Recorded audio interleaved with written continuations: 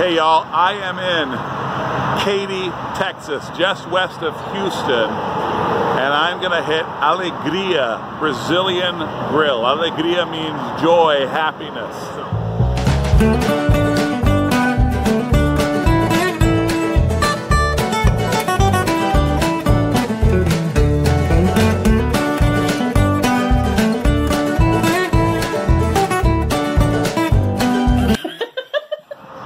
One of the cool things about this place, you know, it's lunch only, they're only open till 3.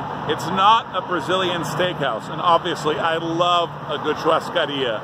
Houston is full of Brazilian steakhouses, most of them super, super expensive. I mean, there are a bunch of them. Like I said, I love a Brazilian steakhouse, but this is just a regular old lunch place. Now the owner did tell me he had picanha. I know they've got meat, but the focus is regular Brazilian meals, because the churrascaria is a treat, right? So I'm excited about this. I'm gonna have just a regular old, yet delicious, I'm sure, Brazilian lunch.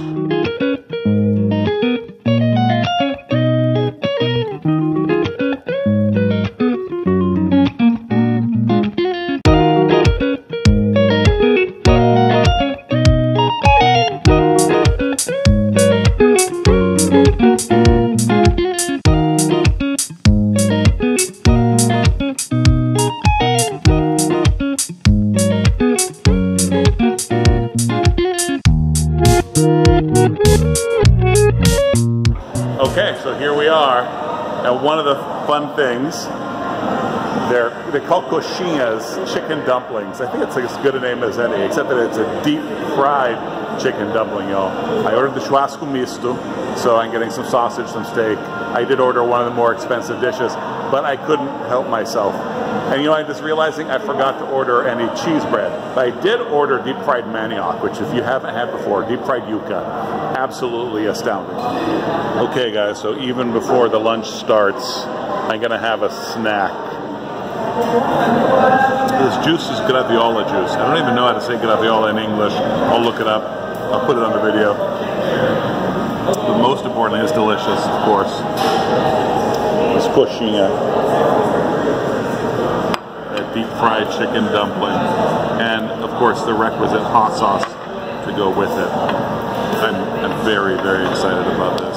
You know, these are just sort of the everyday snacks that you can get. And there's a long-standing debate in Brazilian culture. Are you the sort of person who eats it from the narrow end or from the wide end? I'm a narrow end person myself.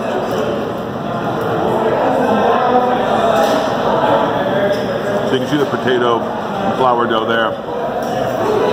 No chicken visible quite yet. All the chicken's going to be in the meaty part of the drumstick. That's what the name of this thing means. Coxinha means drumstick. Mm. Oh yeah. Look at that. Got all that chicken. Okay.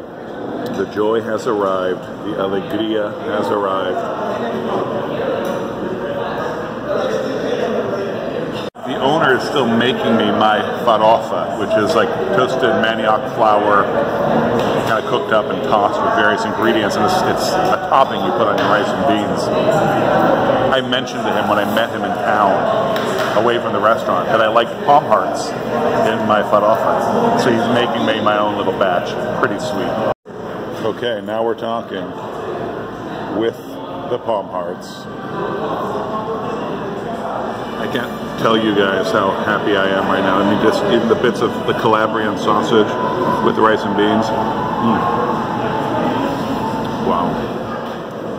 So this hot sauce, these little peppers, these little ladyfinger peppers, they're the jamosa, with an oil.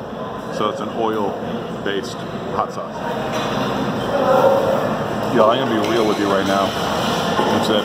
Beautiful bite.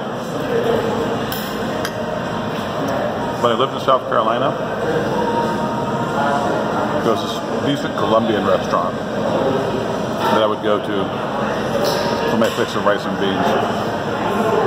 In New Mexico, there was this Brazilian steakhouse that's totally American owned, and you can tell. They put sweet sauces on the meat. I mean, it was fine as long as you didn't think of it as being Brazilian. It wasn't like just touching my heart. I had a moment of fighting back a tear or two. This is the real deal. You need to check it out. So this chicken is cooked in a style that's called the little bird style. Okay, delícia. Yeah, the little bird style. So, you know, kind of roasted at a high enough temperature that the skin gets all crusty. And here we are. The plate was so full I couldn't get all the meat on it at once, but finally we're at the steak, at the picanha. So this is like the premium favorite cut for Brazilians. It's basically the top sirloin. He asked me how I wanted it. I said kind of rare, maybe medium rare, but rare, mal passado. So let's see how it is. Nicely done, y'all. Let's give it a try.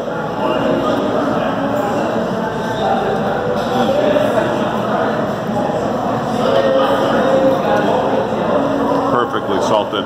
You know, the only way Brazilians season their beef is by rolling it in rock salt. Perfect. So picanha is a relatively lean cut,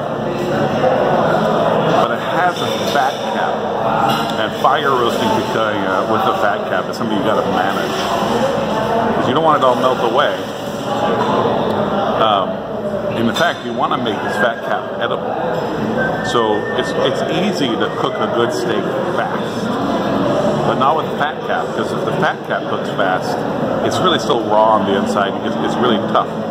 So the art of cooking a rare to medium rare steak and have the fat cap be nice and melty, a special skill. Just a lunch place, but these guys can handle meat.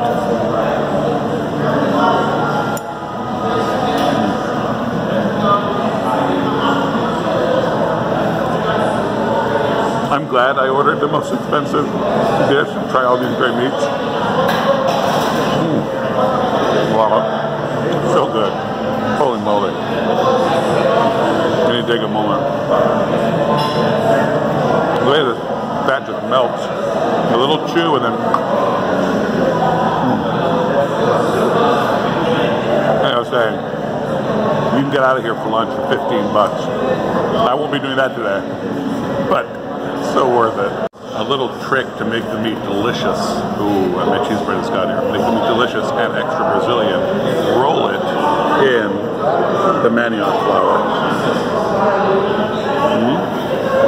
So tasty. Alright, you've already seen me gush over the meat.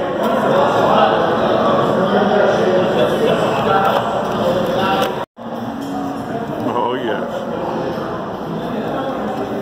I think I can eat one now. Wow, it's hot.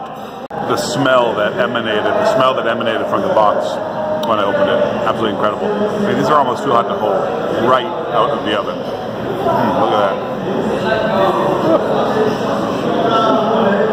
Yeah, too hot. Melty and chewy. It's a tapioca flour cheese bread. Look at that.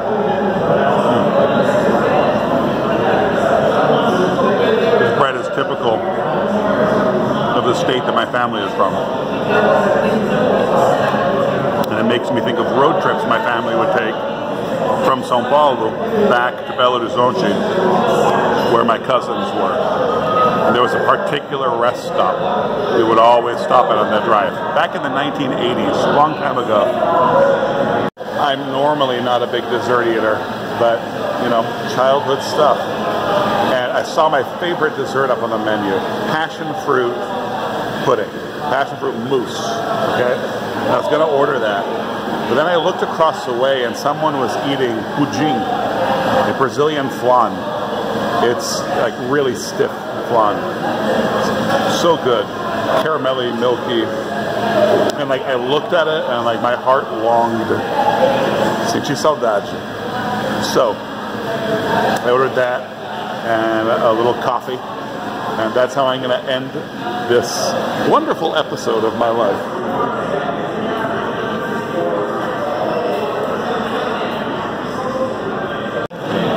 So the owner made a point of telling me the coffee is Brazilian. I'm not sure what brand it is, but definitely part of what they're doing is wanting to, like, you know, hit those notes that remind people of home. But there are, you know, tons of Americans in here as well.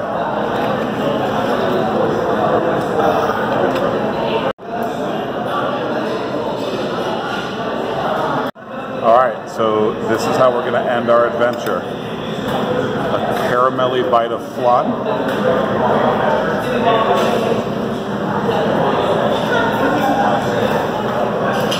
Perfect texture. It's heavy and smooth. I mean, I'm so happy right now. So, if you're in the Houston area, stop in for lunch. Worth a bit of a drive. Peace of Christ be upon you.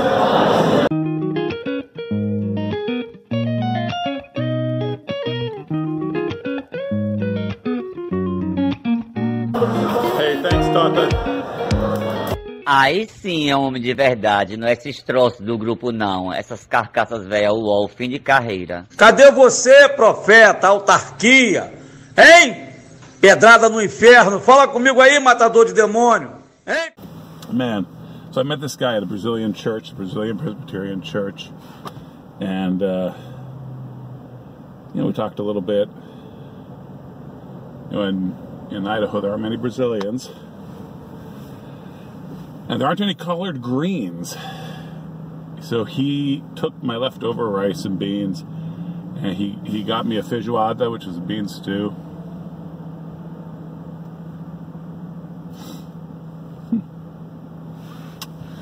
A friend of mine got all emotional making a video about Christian martyrs, and here I am getting emotional about food.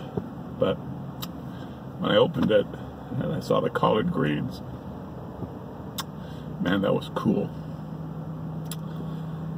And I ordered lots of everything, and I ordered the best of everything. He wouldn't let me pay. He kept bringing gifts. Got a bottle of hot sauce to take. So obviously, if you come here, you're not gonna get all that free stuff. But that's the kind of guy the owner is. Someone who blesses people. So definitely come here. Once again, the peace of Christ be upon you.